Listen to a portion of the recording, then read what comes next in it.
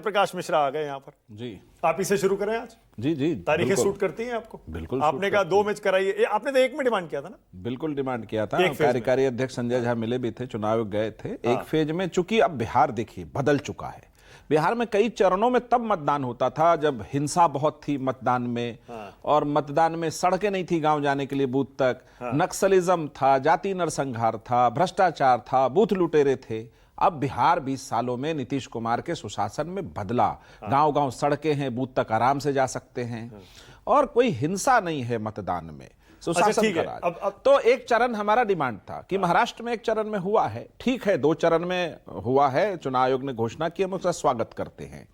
ये महिला का जो सशक्तिकरण का जो पॉइंट है, हाँ नहीं, मैं इस पर डिटेल दे दूं जरा पहले जी। इसका जो शेड्यूल हमें पता चला है जी उसमें, और गुरु प्रकाश आप भी सुनिएगा, क्योंकि बीजेपी और जेडीयू ने मिलकर यह शेड्यूल तय किया होगा। मैं ये नहीं मान सकता कि नीतीश कुमार जी ने अकेले शेड्यूल बनाया होगा।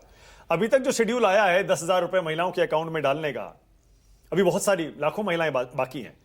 उसमें शुक्रवार की तारीख तय हुई, और उसमें एक सोमवार भी मैं देख रहा हूं 6 अक्टूबर का जो कि आज है। तो ये बाकी सारे शुक्रवार और आज एक 6 अक्टूबर क्यों चुना गया? और दूसरा, ये इत्तेफाकी है क्या कि जो वोटिंग है 6 नवंबर को, उसके अगले दिन 7 नवंबर को शुक्रवार है? ये मानक जी और क्या ये भी इत्तेफाक है कि 11 नवंबर को वोटिंग है, उससे पहले 7 नवंबर को किस्त आएगी? मतलब आपने ये कैसा शेड्यूल बनाया है?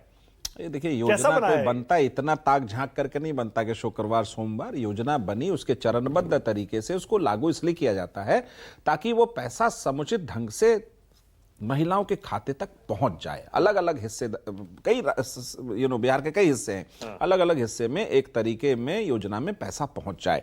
उसका मकसद क्या है? आप देखिए, नीतीश कुमार अगर 20 सालों से बिहार को चला रहे हैं तो उनके जीवन में सबसे पहला सुअवसर क्या आया था कि 2006 में उन्होंने बिहार की बच्चियों को नहीं, मैं इस पर रुक जाइए, क्योंकि ये प्रचार मत करिए। मैं प्रचार नहीं कर रहा, मैं प्रचार नहीं कर रहा, मैं प्रचार नहीं कर रहा, मैं नहीं कर रहा प्रचार, मैं प्रचार नहीं करता। आप आरोप का प्रचार, आरोप का जवाब कुमार के महिला सशक्तिकरण के विजन को बताना चाहता हूं। अगर ये प्रचार है तो मैं करूंगा। आरोप का जवाब दीजिए। आरोप क्या? आरोप ये लग रहा है कि इलेक्शन कमीशन की तारीखें और आपका ये शेड्यूल, मानक जी, ये आरोप है। आप मेरा आरोप नहीं है, विपक्ष का आरोप है। अभी जिसका एच यादव से और अभी रविकांत से सुनवा देता हूं। वो ये कह रहे हैं इलेक्शन कमीशन की तारीख और ये जो आपने पूरा महिलाओं के अकाउंट में पैसे डालने का शेड्यूल बनाया है, ये एक ही जगह बना है। दीजिए जवाब। आप इस चीज को समझिए, वो तो आरोप कुछ भी लगाते हैं। कौवा कान लेके उड़ गया, हम कान देखें कौवा देखें। देखिए, महिला सशक्तिकरण में नीतीश कुमार की सोच को मैं बता रहा था। अगर उसको प्रचार कहते मैं करूंगा ये काम। क्यों? क्योंकि उस समय 2006 में कोई 6, 11, 12 नहीं था। 25 में आइए ना। मैं 25 पर आ रहा हूं कि अगर उनकी सोच का हिस्सा रहा कि बिहार की बच्चियां आगे बढ़े, साइकिल पोशाक दे करके वो वहां तक आए कि जीविका दीदी स्वरोजगार करे, 10,000 रुपया दिया, 2 लाख और देंगे। एक पॉइंट और बता देता हूं, बिहार में मुख्यमंत्री महिला उद्यमी योजना भी है। 10 लाख का ऋण मिलता है, 5 लाख अनुदान है, माफी है। तो वो नहीं बताएंगे। महिला सशक्तिकरण में उसका भी डेट बता दीजिए। अच्छा वाजपेयी जी, आप बता दीजिए। रुके, इस तरह के डेट पे खेलेंगे तो नीतीश कुमार तो 10वीं बार शपथ लेंगे आके ना।